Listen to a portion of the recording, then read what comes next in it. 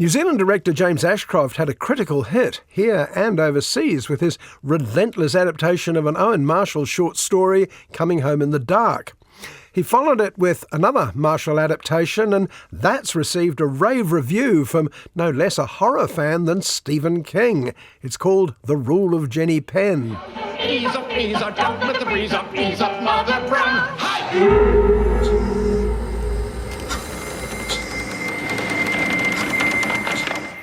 On the strength of his first film, James Ashcroft was able to gather some big names, including a parade of some of New Zealand's top veteran actors.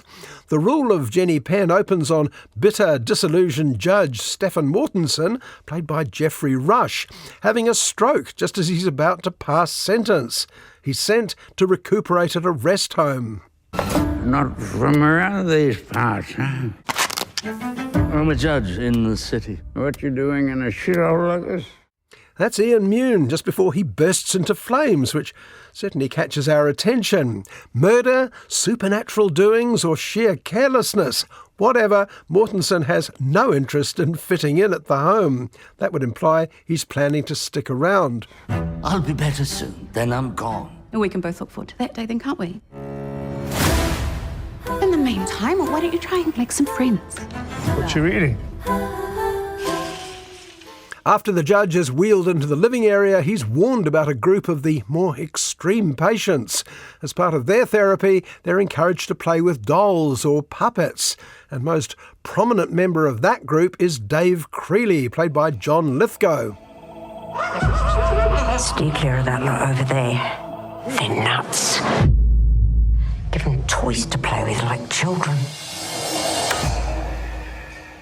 Lithgow's career has been full of eccentrics, some lovable, some sinister, and it's soon pretty clear to us, and to Mortensen, which side of the fence Creeley sits on. He has a habit of visiting the wards in the middle of the night with his puppet alter ego on his hand. Her name is Jenny Penn. Hello. You're out causing mischief, are you? Painting the town red. What's his story? He was here when I got here. Who rules, Tony? Jenny Penn.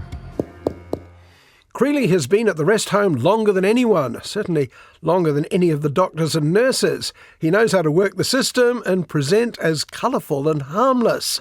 But woe betide a patient, particularly a new patient like Mortensen, who gets on the wrong side of him. It's share and share alike here, Judge. Communism always has the greatest attraction for those with the least.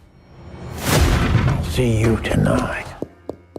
At first, Mortensen refuses to engage with him, even when he brutally picks on Mortensen's roommate, a demoralised former rugby player called Tony.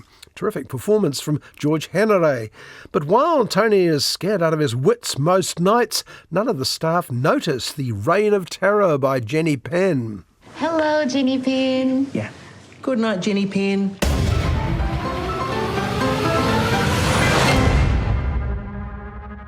The Rule of Jenny Penn has some elements of a horror film.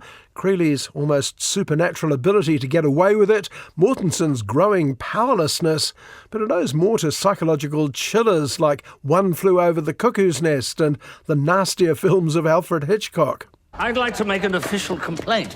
He's the menace here. He's been at me from the jump. Sometimes people get confused. I'm not confused. Have you been taking your medication?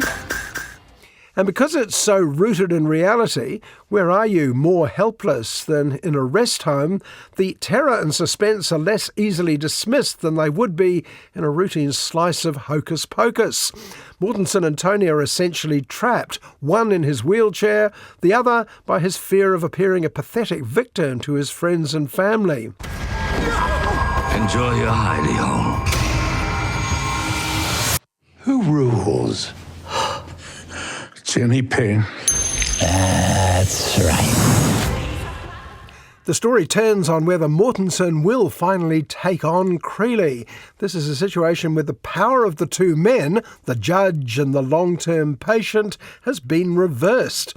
Creeley knows how to game the system, and he can counter anything Mortensen comes up with. I feel sorry for you, Judge.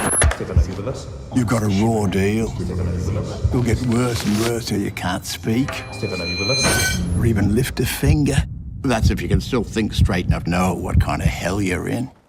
It's an unnerving tale and unpredictable enough to make absolutely no promises of a happy ending. I suspect that's one of the reasons Stephen King was so enthusiastic about The Rule of Jenny Penn. Like the best horror films, its secret isn't how far away from reality it goes, it's how close it gets. Where there are no lions, hyenas rule.